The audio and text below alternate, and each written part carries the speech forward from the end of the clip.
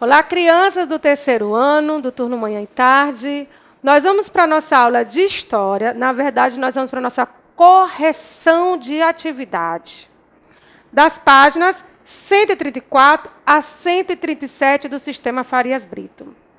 Olha só, essa atividade ela é bem legal porque ela faz uma leitura de todo o conteúdo que nós trabalhamos. Então, nós vamos rever esse conteúdo e quem já for respondendo e já tiver feito essas páginas, ótimo, que nós vamos fazer essa correção e você vai tirar mais ainda as suas dúvidas e vai fazer uma excelente prova. Vamos lá? Ele começa assim na nossa página 134. Leia o texto e observe a imagem. As diferenças entre retrato e retratado. Um herói.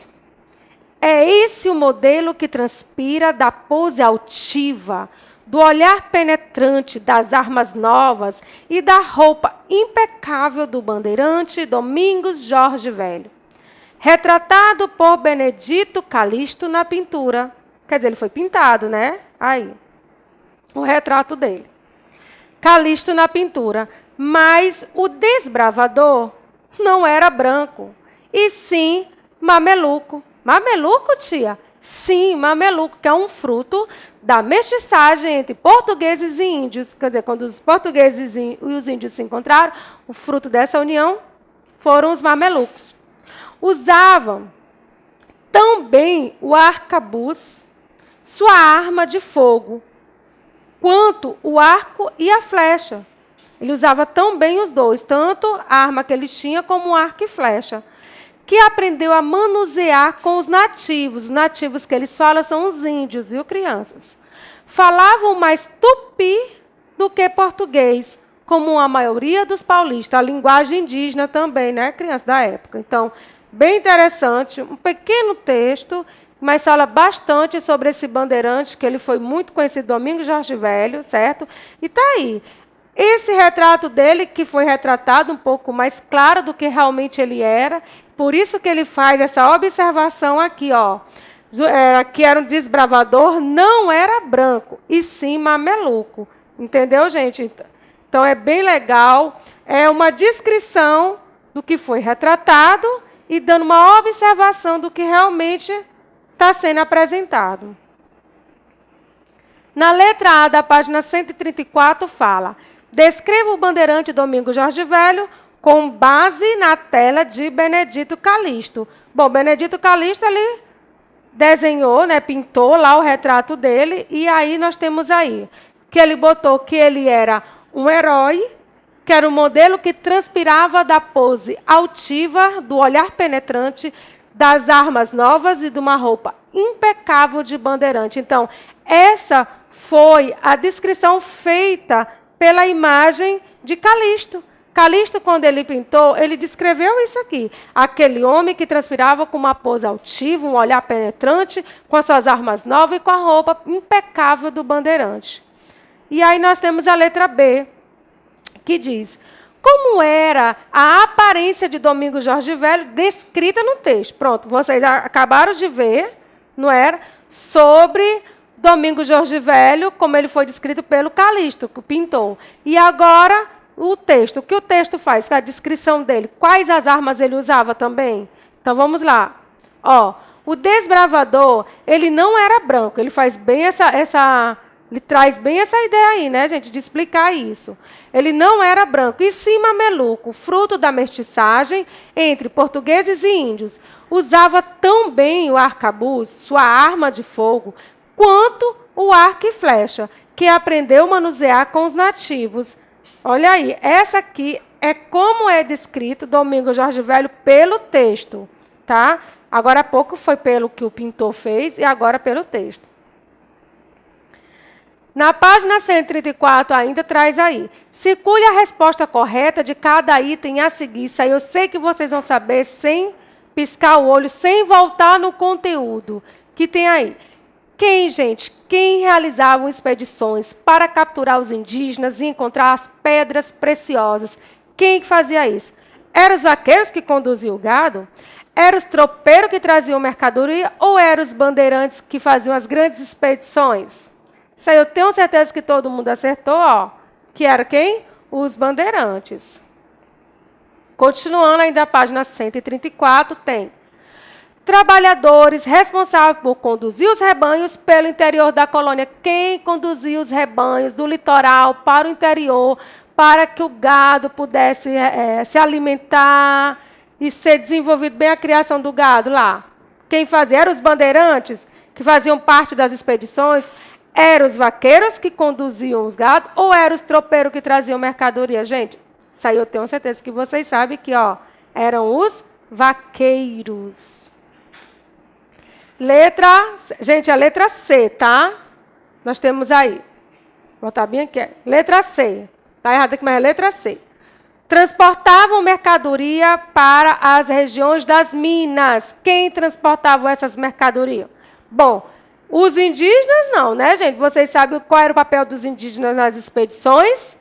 Eram ser guias, não era isso, crianças? Eles eram guia, eles trabalhavam na agricultura, eles trabalhavam nos trabalhos domésticos, faziam os trabalhos domésticos, e eles eram os guias, que transportavam também as mercadorias, não era isso? Eram eles que faziam todo o trabalho. Mas ele quer saber quem levava a mercadoria até as regiões das minas, onde estavam trabalhando.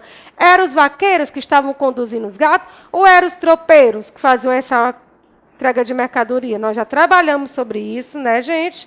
Que os tropeiros, eles traziam, mostrei até imagens para vocês dos tropeiros trazendo mercadoria nos lombos dos cavalos. Agora sim, na letra D, tem: foram escravizados para trabalhar para os colonizadores e portugueses. Gente, quem foi capturado, estava lá, pescando, cuidando da sua vidinha, e de repente foram capturados, escravizados, levados para trabalhar no campo, levados para trabalhar nos serviços domésticos. Quem foram, gente? Foram os indígenas. Quem marcou indígenas, parabéns. Então, tropeiros, vaqueiros, bandeirantes, indígenas, você já sabe muito bem quais são cada um deles e o que cada um, a sua participação no período de colonização. Sexta questão diz: quais foram as principais consequências das bandeiras? Quais foram, gente, as principais consequências, hein? Olha só. A descoberta de minas de ouro, a expansão territorial da colônia e a fundação de diversos povoados e vilas, e também a escravização e morte de milhares de indígenas. Então, tudo isso foram as consequências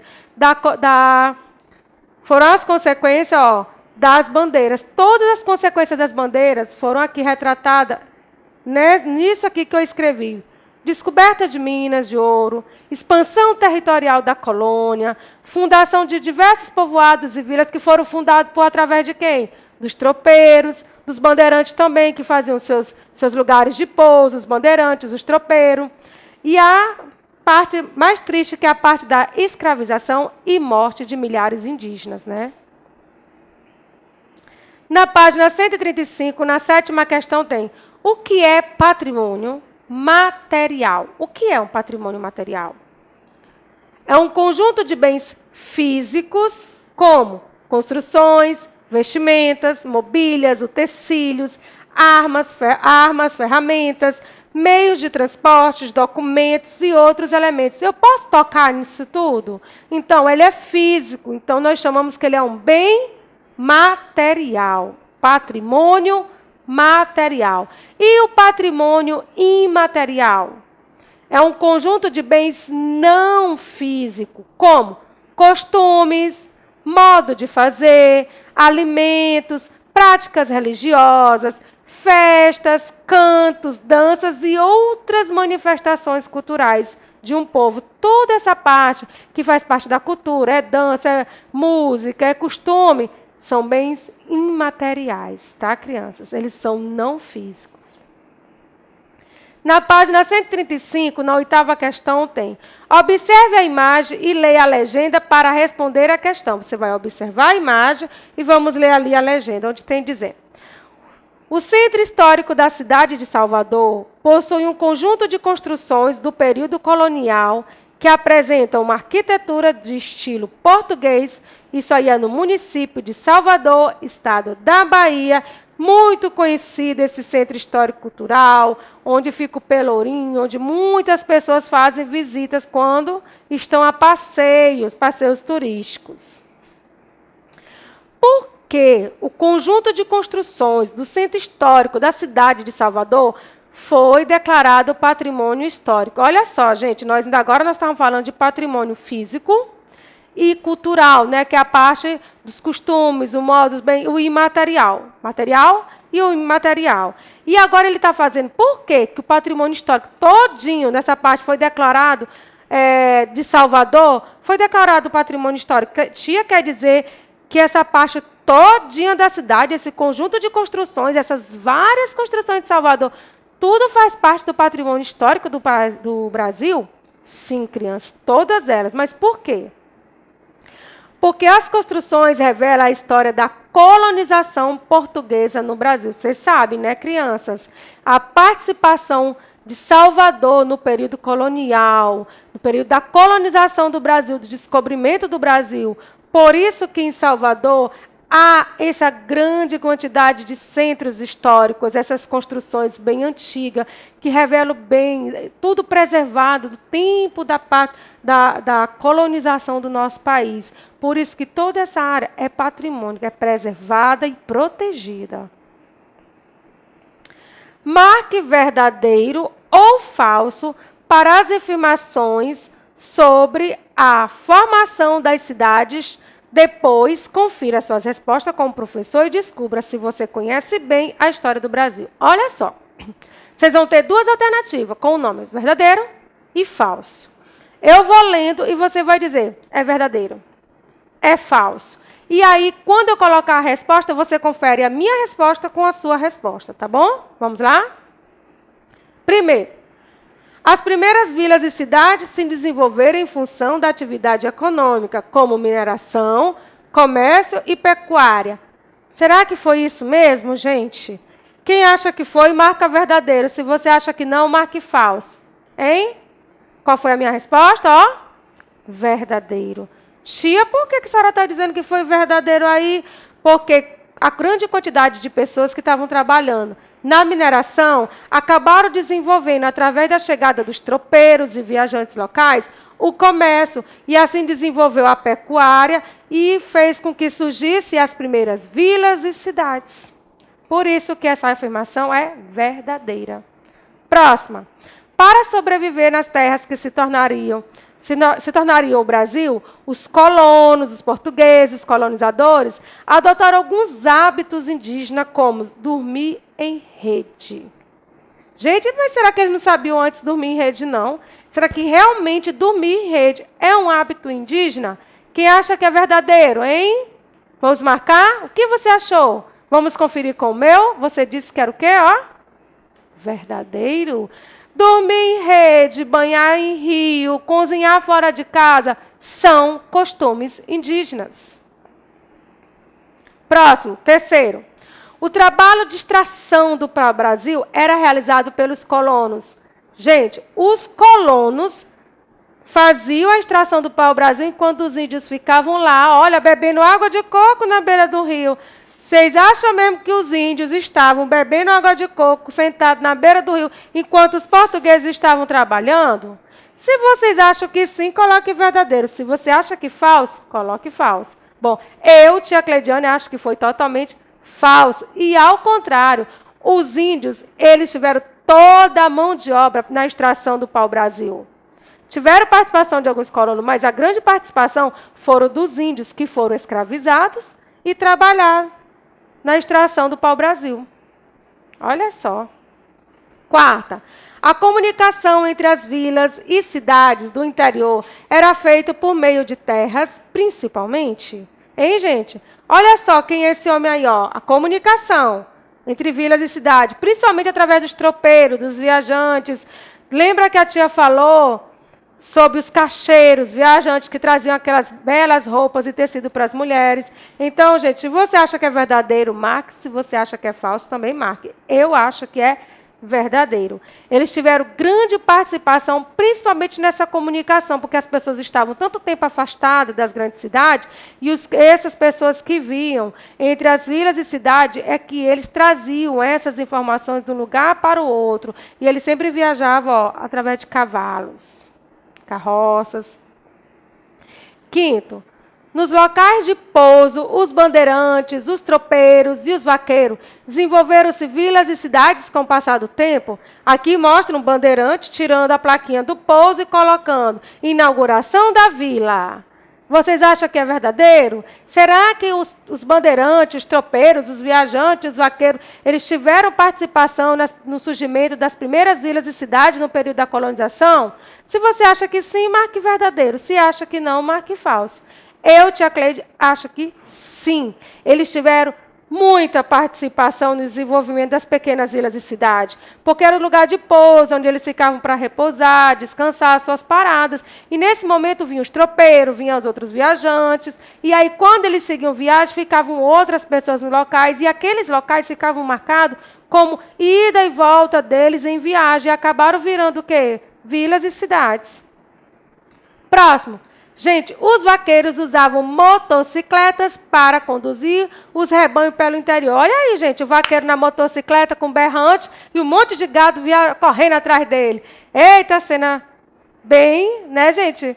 Engraçada, nada a ver, porque vocês sabem, vocês viram muito bem que os vaqueiros, eles andavam em cima de cavalos, conduzindo os rebanhos, nada tão veloz que aqui nós estamos vendo. Pela imagem, a poeira que está embaixo, ele está vindo bem veloz juntamente com o gado, e não era nada disso. Então, essa informação ela é falsa.